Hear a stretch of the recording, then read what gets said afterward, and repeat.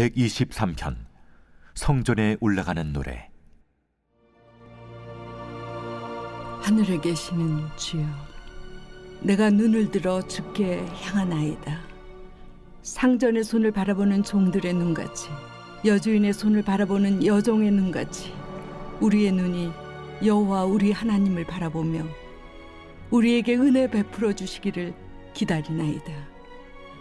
여호와여, 우리에게 은혜를 베푸시고 또 은혜를 베푸소서. 심한 멸시가 우리에게 넘치나이다. 안일한 자의 조소와 교만한 자의 멸시가 우리 영혼에 넘치나이다.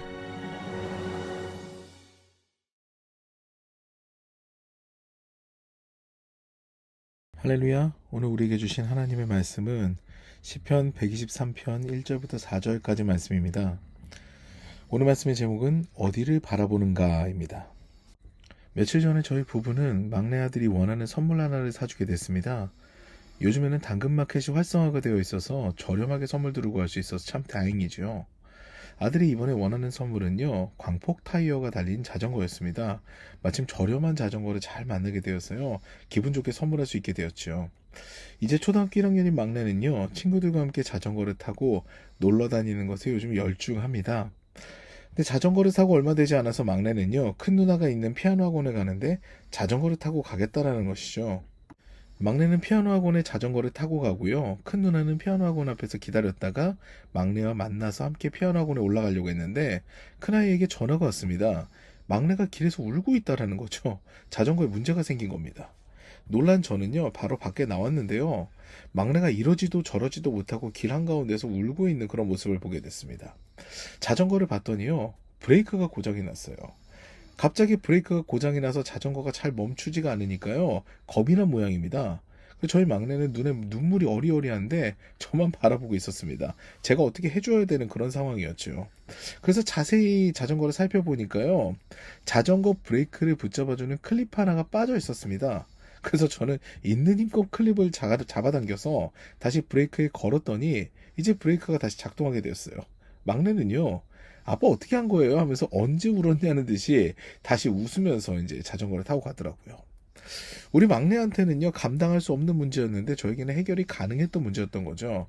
이같이 우리 인생의 문제들은요, 우리의 힘으로는 감당하기 어려운데 하나님께서는 해결하실 수 있는 그런 문제들이 많습니다. 그러므로 우리는요, 문제가 다가왔을 때 하나님을 바라보는 것이 참 중요하죠. 오늘 본문은요, 시편 123편으로 성전에 올라가는 노래 시리즈 중 한 편입니다. 오늘 주제는요, 제목과 같아요. 눈으로 무엇을 보는가입니다. 1절 말씀 보시겠습니다.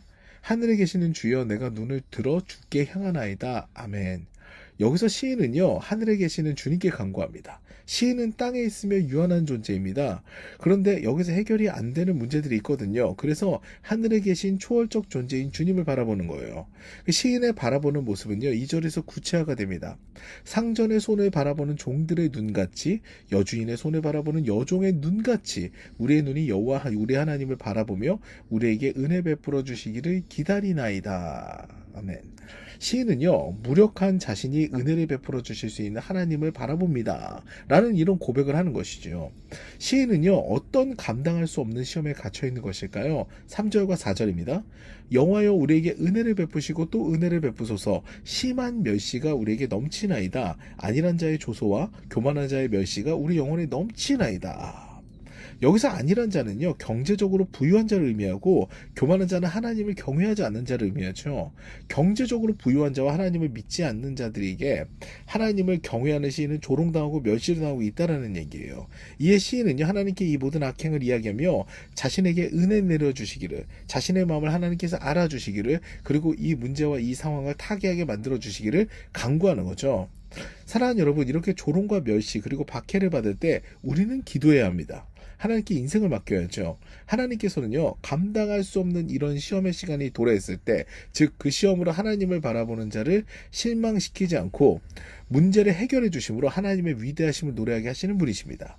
오늘도 감당할 수 없는 시험을 내가 붙들고 있는 것이 아니라 하나님께 맡기는 지혜로 살아가는 저 여러분 되시기를 주님의 이름으로 축원합니다.